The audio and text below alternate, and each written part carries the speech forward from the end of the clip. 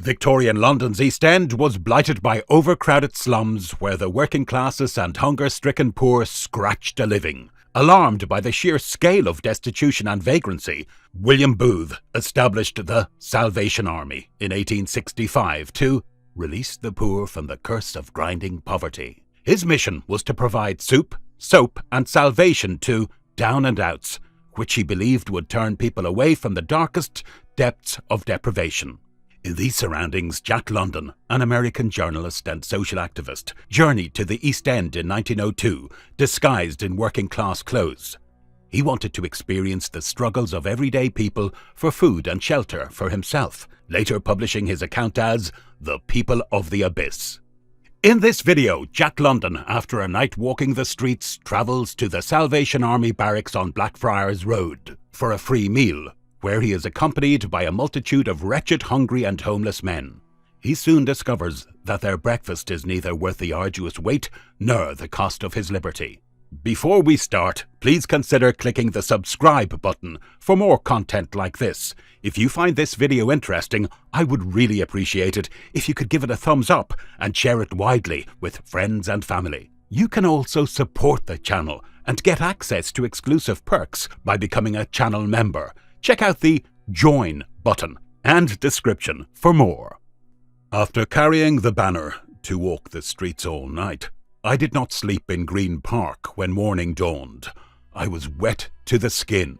It is true, and I had no sleep for 24 hours. But still adventuring as a penniless man looking for work, I had to look about me, first for a breakfast and next for the work.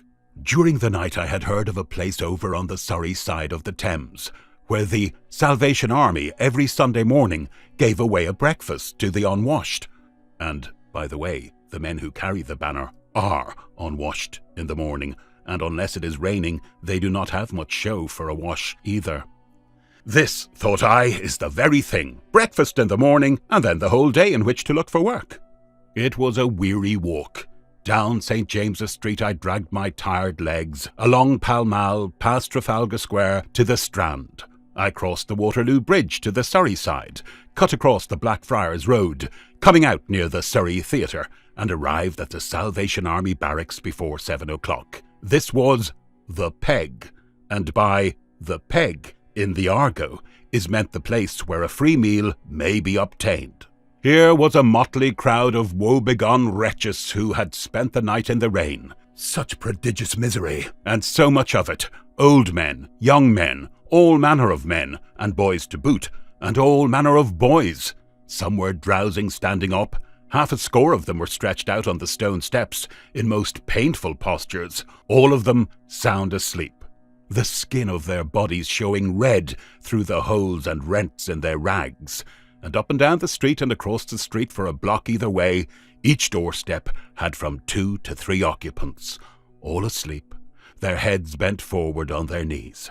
And it must be remembered, these are not hard times in England. Things are going on very much as they ordinarily do, and times are neither hard nor easy. And then came the policeman.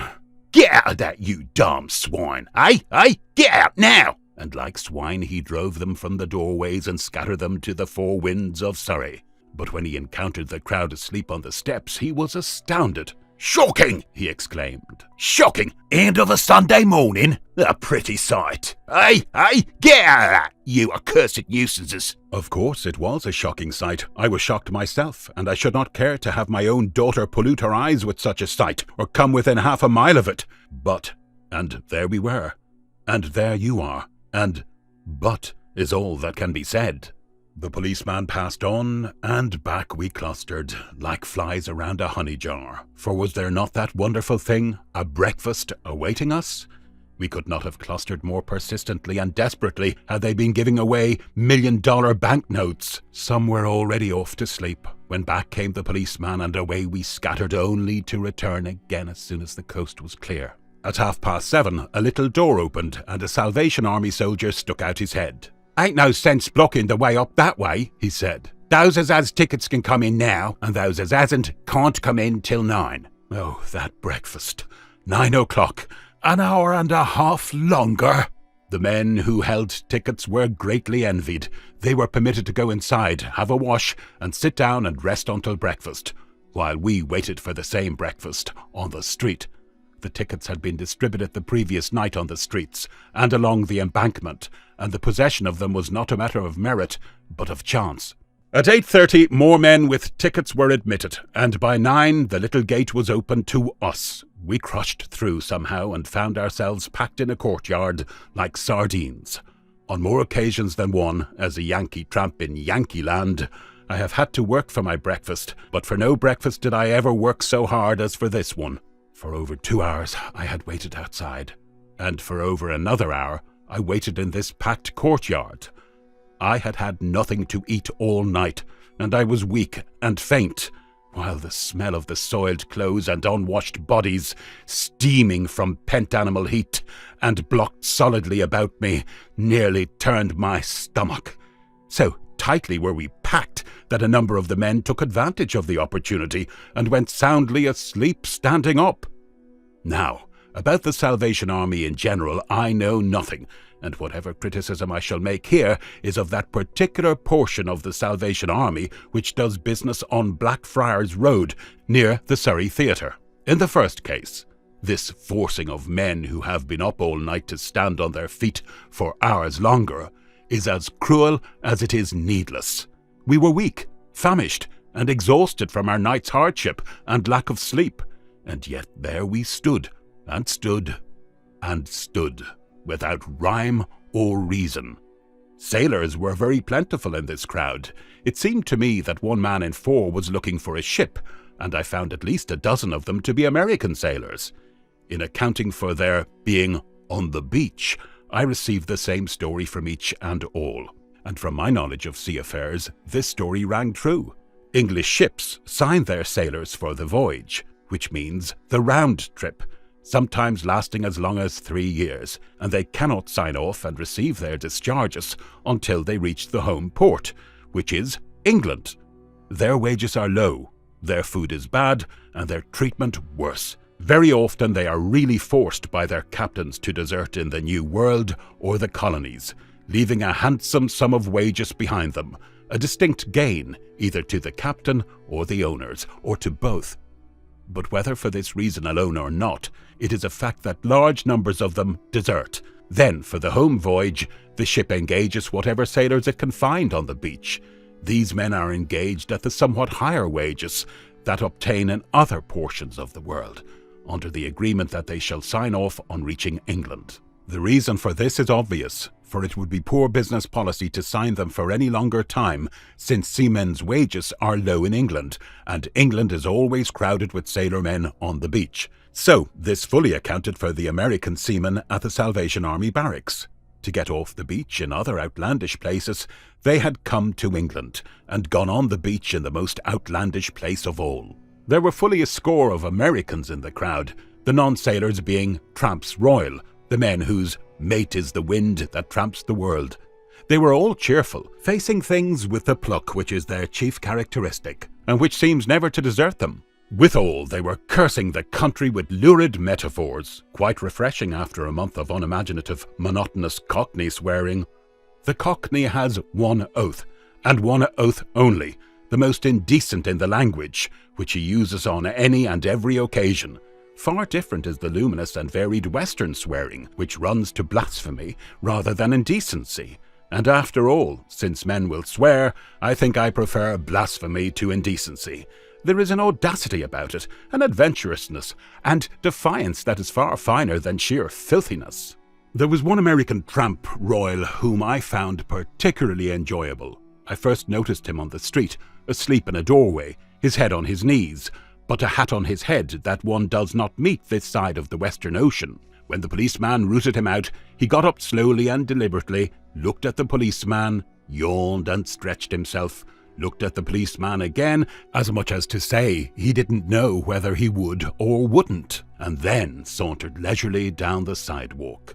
At the outset, I was sure of the hat, but this made me sure of the wearer of the hat. In the jam inside, I found myself alongside of him, and we had quite a chat. He had been through Spain, Italy, Switzerland, and France, and had accomplished the practically impossible feat of beating his way 300 miles on a French railway without being caught at the finish. Where was I hanging out? He asked, and how did I manage for kipping, which means sleeping? Did I know the rounds yet? He was getting on, though the country was hostile and the cities were bum. Fierce, wasn't it? Couldn't batter, beg, anywhere without being pinched, but he wasn't going to quit it.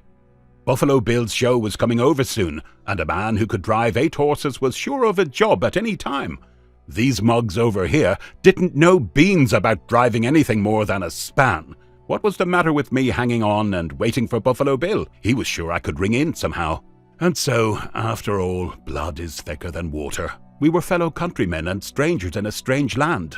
I had warmed to his battered old hat at sight of it, and he was as solicitous for my welfare as if we were blood brothers. We swapped all manner of useful information concerning the country and the ways of its people, methods by which to obtain food and shelter and what not, and we parted genuinely sorry at having to say goodbye.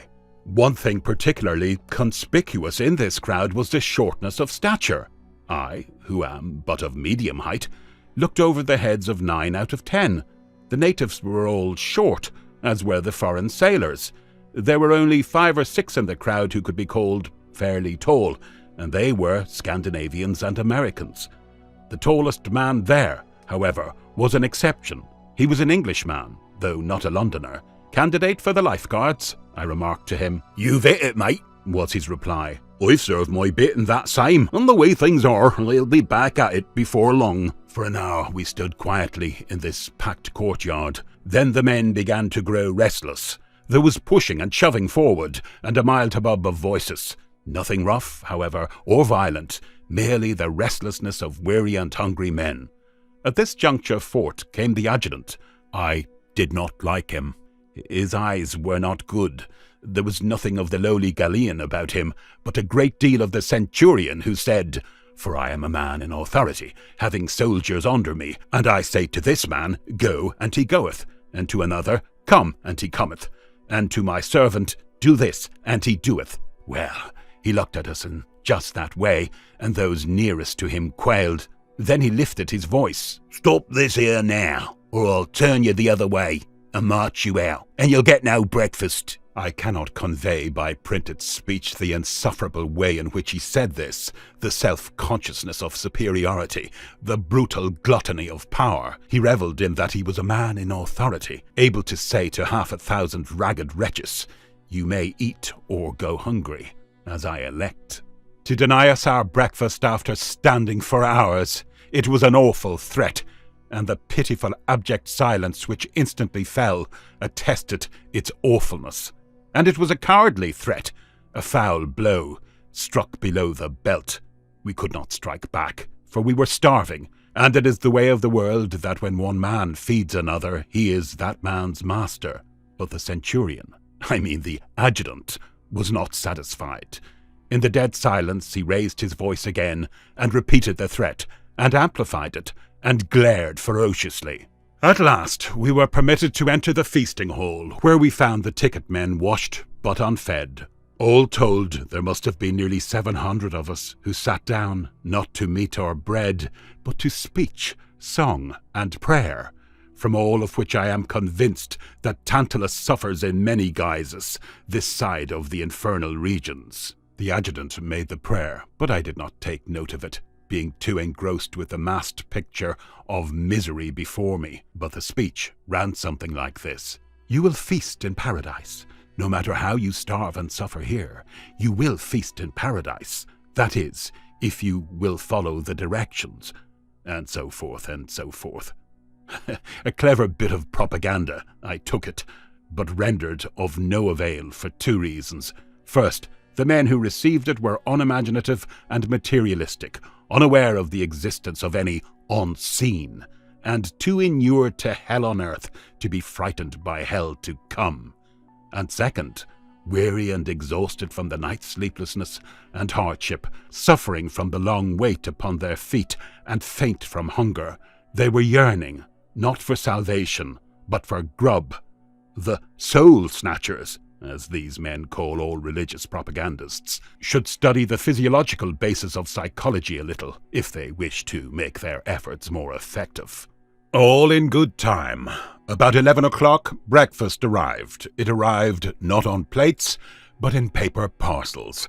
I did not have all I wanted, and I am sure that no man there had all he wanted, or half of what he wanted or needed.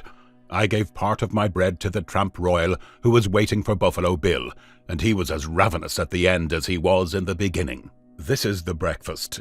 2 slices of bread, 1 small piece of bread with raisins in it and called cake, a wafer of cheese, and a mug of water bewitched, much diluted tea.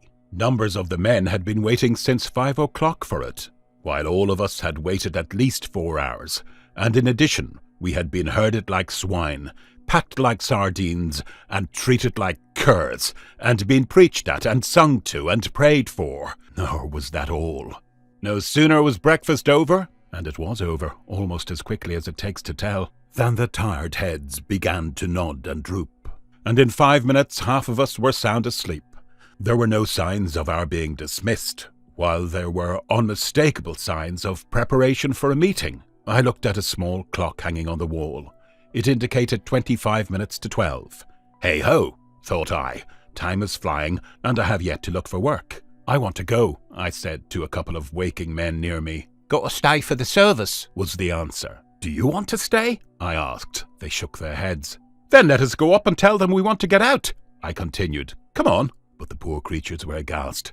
So I left them to their fate and went up to the nearest Salvation Army man. I want to go, I said. I came here for breakfast in order that I might be in shape to look for work. I didn't think it would take so long to get breakfast. I think I have a chance for work in Stepney, and the sooner I start, the better chance I'll have of getting it. He was a really good fellow, though he was startled by my request. Why? He said. We're going to old services and you'd better stay. But that will spoil my chances for work, I urged. And work is the most important thing for me just now. As he was only a private, he referred me to the adjutant. And to the adjutant, I repeated my reasons for wishing to go, and politely requested that he let me go. But it can't be done, he said, waxing virtuously indignant at such ingratitude. The idea, he snorted. The idea. Do you mean to say that I can't get out of here? I demanded. That you will keep me here against my will? Yes, he snorted. I do not know what might have happened, for I was waxing indignant myself, but the congregation had piped the situation, and he drew me over to a corner of the room and then into another room. Here he again demanded my reasons for wishing to go. I want to go, I said, because I wish to look for work over in Stepney, and every hour lessens my chance of finding work. It is now 25 minutes to 12. I did not think when I came in that it would take so long to get a breakfast. You have business, eh? He sneered. A man of business, you are, eh? Then what did you come here for? I was out all night, and I needed a breakfast in order to strengthen me to find work. That is why I came here. A nice thing to do, he went on, in the same sneering manner. A man with business shouldn't come here. You've taken some poor man's breakfast here this morning. That's what you've done. Which was a lie, for every mother's son of us had come in. Now, I submit, was this Christian-like or even honest, after I had plainly stated that I was homeless and hungry and that I wished to look for work, for him to call my looking for work business, to call me, therefore, a businessman, and to draw the corollary that a man of business and well-off did not require a charity breakfast, and that by taking a charity breakfast I had robbed some hungry waif who was not a man of business. I kept my temper, but I went over the facts again and clearly and concisely demonstrated to him how unjust he was and how he had perverted the facts.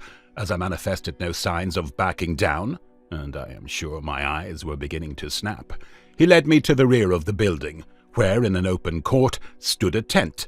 In the same sneering tone, he informed a couple of privates standing there that, "Here is a fellow that has business, and he wants to go before services." They were duly shocked, of course, and they looked on unutterable horror while he went into the tent and brought out the major, still in the same sneering manner, laying particular stress on the business. He brought my case before the commanding officer. The major was of a different stamp of a man. I liked him as soon as I saw him, and to him I stated my case in the same fashion as before. "Didn't you know you had to stay for services?" he asked. "Certainly not," I answered, "or I should have gone without my breakfast. You have no placards posted to that effect, nor was I so informed when I entered the place." He meditated a moment. "You can go," he said. It was 12 o'clock when I gained the street, and I couldn't quite make up my mind whether I had been in the army or in prison. The day was half gone, and it was a far-fetch to Stepney, and besides it was Sunday, and why should even a starving man look for work on Sunday?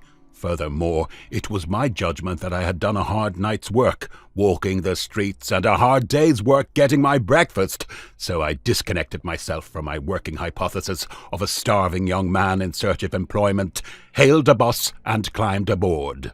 After a shave and a bath, with my clothes all off, I got in between clean white sheets and went to sleep.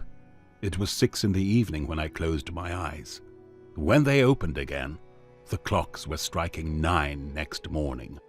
I had slept 15 straight hours, and as I lay there drowsily, my mind went back to the 700 unfortunates I had left waiting for services. No bath, no shave for them, no clean white sheets and all clothes off, and 15 hours straight sleep. Services over, it was the weary streets again. The problem of a crust of bread before night, and the long sleepless night in the streets, and the pondering of the problem of how to obtain a crust at dawn.